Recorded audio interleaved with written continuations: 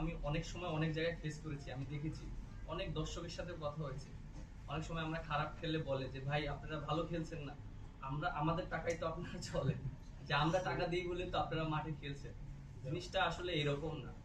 আমরা যে টাকাটা আর্ন করি ম্যাক্সিমাম আইসিসি এবং স্পন্সর থেকে টাকাটা কিন্তু আসে, এবং আজকে যে ক্রিকেট বোর্ডের যে টাকাগুলো আছে আমার কাছে মনে হয় যারা ন্যাশনাল টিমের ফার্স্ট থেকে এখন পর্যন্ত যারা রিপ্রেজেন্ট করছে বাংলাদেশের একটা জার্সি পরে খেলেছে, তাদেরও এখানে সেটার একটা অংশ আছে আমার কাছে এটা মনে হয়। কারণ প্রত্যেকটা মানুষের কষ্টের বিনিময়ে কিন্তু আজকের যে ক্রিকেট বোর্ডের যে টাকা আছে প্রত্যেকটা মানুষের হক আছে, এবং মাঠে খেলা হচ্ছে বলেই কিন্তু আজকে আমাদের একটা ভালো জায়গায় আমরা ক্রিকেট বোর্ড আছি।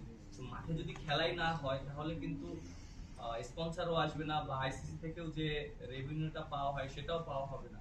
বাট আমার কাছে মনে হয় যে আমাদের এটা শুধু ব্যক্তিগত না, এটা প্রত্যেকটা ক্রিকেট ক্রীড়া অঙ্গনের জন্য এটা একটা লজ্জাজনক। আর আমার কাছে মনে হয় যে যে উনি যে মন্তব্যটা করেছেন, আমি জানি না উনি কিভাবে করেছেন, বুঝে করেছেন না না বুঝে করেছেন। আমার কাছে এটার কোনো ব্যাখ্যা নেই, তিনি এটা ভালো জানেন।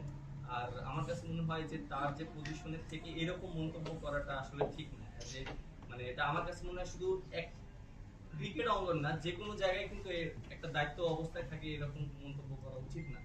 আর আমরা ক্রিকেটাররা যারা আছি আমরা সবসময় চেষ্টা করি ভালো ক্রিকেট খেলার জন্য, মাঠে ভালো পারফরমেন্স করার জন্য। এবং আপনারা যেটা জানেন যে আমরা কিন্তু সবসময় সমালোচনা হই, আমরা মাঠে খেলি পারফর্ম না করলে এমন কোনো প্লেয়ার নেই বাংলাদেশের মানুষ সমালোচনা করেনি। আপনারাও সবসময় সমালোচনা করেন বা সবসময় আপনারা ভালো বলেন। বাট আমার কাছে খুব ভালো লাগছে যে আপনারা আমাদের এখন যে আমরা যে স্টেপটা নিচ্ছি আপনারা আমাদেরকে সমর্থন করছেন, এই জিনিসটা আমার কাছে খুবই ভালো লেগেছে। এবং আরেকটা ইস্যু নিয়ে কথা বলতে চাই,